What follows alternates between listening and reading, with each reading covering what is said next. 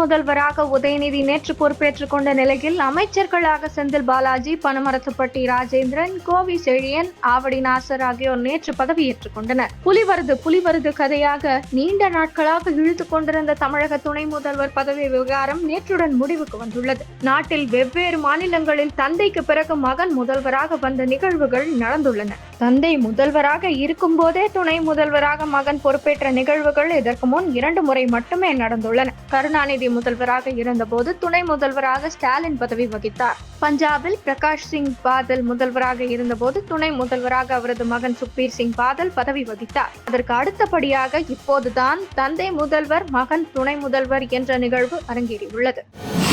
புதிய அமைச்சர்கள் பதவியேற்பு விழாவில் அமைச்சர்கள் பழனிவேல் தியாகராஜன், சிவசங்கர் பங்கேற்கவில்லை. தாயாருக்கு உடல்நலக் குறைவு காரணமாக மதுரை சென்ற அமைச்சர் PTR பழனிவேல் தியாகராஜன் விமான தாமதம் காரணமாக நிகழ்ச்சியில் பங்கேற்கவில்லை எனவும், போக்குவரத்து துறை அமைச்சர் சிவசங்கர் லண்டனில் உள்ளதால் நிகழ்ச்சியில் கலந்து கொள்ளவில்லை எனவும் தெரிவிக்கப்பட்டுள்ளது. இருப்பினும் உதயநிதிக்கு துணை முதலமைச்சர் பதவி வழங்கப்படுவது இந்த இருவராலும் ஏற்றுக்கொள்ள முடியவில்லை என திமுக வட்டார தகவல்கள் கூறுகின்றன.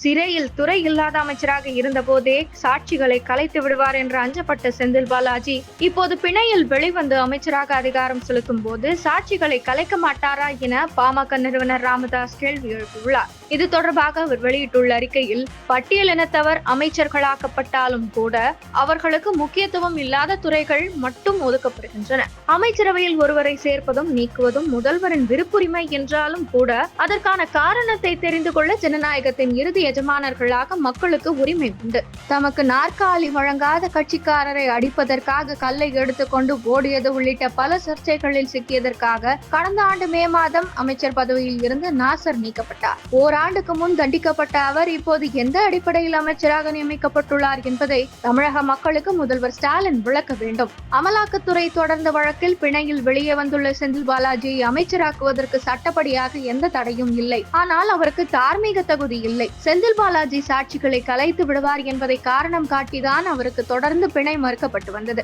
முதல்வரால் தியாகி என்று போற்றப்படுற அமைச்சர் செந்தில் பாலாஜி அவருக்கு எதிரான வழக்குகளில் சாட்சிகளை கலைப்பது உள்ளிட்ட சட்டத்தை வளைக்கும் செயல்களில் ஈடுபடுகிறாரா என்பதை நீதிமன்றங்களும் விசாரணை அமைப்புகளும் கண்காணிக்க வேண்டும். அமைச்சரவையில் சமூக நீதியா? திமுகவின் நாடகம் எடுபடாது. தியாகியால் நீதி வளைக்கப்படக்கூடாது.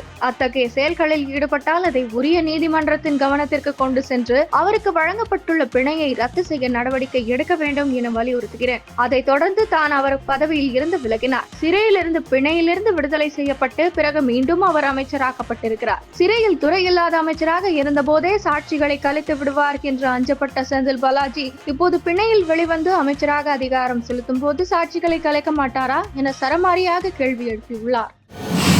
கோவை மாநகராட்சியோடு ஒரு நகராட்சி, 4 பேரூராட்சிகள் மற்றும் 11 ஊராட்சிகள் இணைக்கப்படுகின்றன. தற்போது 257.04 சதுர கிலோமீட்டர் ஆக உள்ள மாநகராட்சி பரப்பளவு 438.54 சதுர கிலோமீட்டர் பரப்பளவுக்கு விரிவடைகிறது. இதற்கான முன்மொழிவை தமிழக அரசுக்கு மாவட்ட நிர்வாகம் அனுப்பியுள்ளது.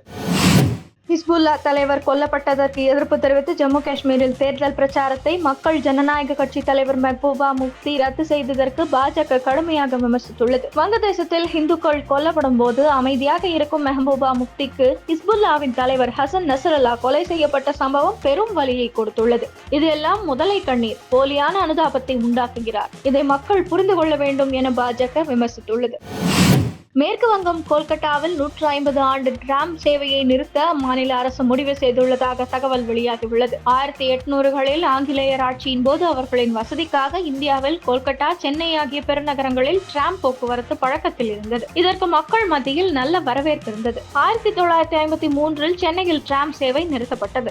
மேற்கு வங்க மாநிலம் கொல்கட்டாவில் கடந்த 1873ஆம் ஆண்டு பிப்ரவரி மாதம் முதல் இன்று வரை டிராம் சேவை பயன்பாட்டில் இருந்து வருகிறது. இந்நிலையில் பெருகி வரும் வாகன போக்குவரத்து நெரிசலை சமாளிக்க முடியாமல் கொல்கட்டா நகரம் திணறுவதாலும் மிகவும் மெதுவாக ஊர்ந்து செல்லும் டிராம் சேவையை மக்கள் பெரிதும் பயன்படுத்தாததாலும் 150 ஆண்டுகள் கொல்கட்டாவை வலம் வந்த டிராம் சேவைக்கு முடிவுரை எழுத மாநில அரசு திட்டமிட்டுள்ளது. முன்னதாக மக்கள் கருத்தை கேட்டு முடிவெடுக்க ஆலோசனை வழங்கப்பட்டுள்ளது. ஐநாவின் 79வது பொதுசபை கூட்டம் அமெரிக்காவின் நியூயார்க்கில் நடந்து வருகிறது. நேற்று நடந்த விவாத கூட்டத்தில் பேசிய வெளியுறவு அமைச்சர் ஜெய்சங்கர், அமைதியும் வளர்ச்சியும் ஒன்றாக இருக்க வேண்டும் என்பதை ஐநா எப்போதும் கடைபிடித்து வருகிறது. தற்போது உக்ரைன், காசா போன்ற இடங்களில் போர் நடக்கிறது. இவை நடந்துதான் ஆகும் என உலகம் விட்டுவிடக்கூடாது. போர் நடக்கும் போது சர்வதேச சமூகம் உடனடி தீர்வுகளை தேடுகிறது. அந்த உணர்வுகளுக்கு மதிப்பு தந்து அதற்கேற்ப செயல்பட வேண்டும். உலகில் பல நாடுகள் தங்கள் கட்டுப்பாட்டிற்கு அப்பாற்பட்ட சூழ்நிலைகளால் பின்தங்கியுள்ளன. ஆனால் சில நாடுகள் தெரிந்தே பேரழிவை தேர்வு செய்கின்றன. அதற்கு சிறந்த உதாரணம் எங்களின் அண்டை நாடான பாகிஸ்தான். அவர்களின் உள்நாட்டு உற்பத்தியையும் ஏற்றுமதியையும் பயங்கரவாதத்தை பொறுத்தே அளவிட முடியும். மற்ற நாட்டுக்கு தீமை நடக்க வேண்டும் என நினைத்தவர்கள் அதே தீமை தங்கள் நாட்டை விழுங்குவதை பார்க்கின்றனர். இதுதான் கர்மா. மற்ற நாட்டின் நிலத்துக்கு ஆசைப்படும் இந்த செயலற்ற நாடு குறித்து உலக நாடுகள் தெரிந்து கொள்ள வேண்டும். இந்த சமயத்தில் இந்தியாவின் நிலைப்பாட்டை நான் தெளிவாக கூறுகிறேன். பாகிஸ்தானின் எல்லை தாண்டிய பயங்கரவாத கொள்கை ஒருபோதும் வெற்றி பெறாது. அவர்களின் செயல்களுக்கு நிச்சயம் விளைவுகளை சந்திப்பர். பாகிஸ்தானால் சட்டவிரோதமாக ஆக்கிரமிக்கப்பட்டுள்ள காஷ்மீர் பகுதியை விடுவிப்பது மட்டுமே இப்போது எங்களுக்கு இடையே தீர்க்கப்பட வேண்டிய பிரச்சனை என தெரிவித்தார். ஐநா பொதுசபை கூட்டத்தில் பேசிய பாகிஸ்தான் பிரதமர் ஷபாஸ் ஷெரீப் நேற்று ஐநா பொதுசபை கூட்டத்தில் உரையாற்றினார்.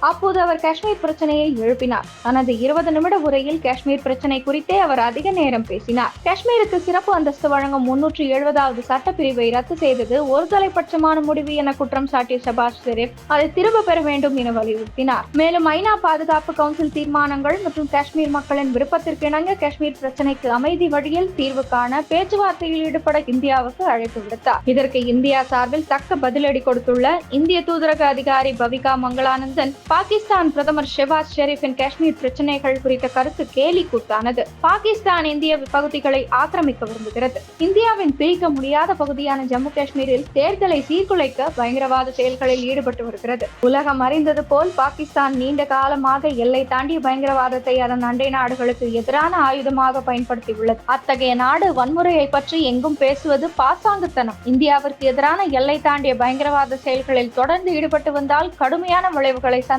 நேரிடும் என்பதை பாகிஸ்தான் உணர வேண்டும் என காட்டமாக பேசினார். ஜனநாயக கட்சியின் அதிபர் வேட்பாளர் கமலா ஹாரிஸை மனநலம் பாதிக்கப்பட்டவர் என்று குடியரசுக் கட்சியின் அதிபர் வேட்பாளர் டொனால்ட் ட்ரம்ப் கடுமையாக சாடியுள்ளார். விஸ்கான்சனில் நடந்த பேரணியில் பேசிய டொனால்ட் ட்ரம்ப், கட்சியின் அதிபர் வேட்பாளர் கமலா ஹாரிஸ் மனநலம் பாதிக்கப்பட்டவர். வன்முறை குற்றங்களை செய்யும் புலம்பெயர்ந்தோர்கள், அரக்கர்கள், மோசமான விலங்குகள். நாட்டிற்குள் அதிகமான சட்டவிரோத குடியேறிகளை அனுமதித்ததற்காக ஹாரிஸ் மற்றும் அதிபர் ஜோ பைடன் தான் காரணம் என பேசியுள்ளது தற்போது அதிகம் பகிரப்பட்டு வருகிறது.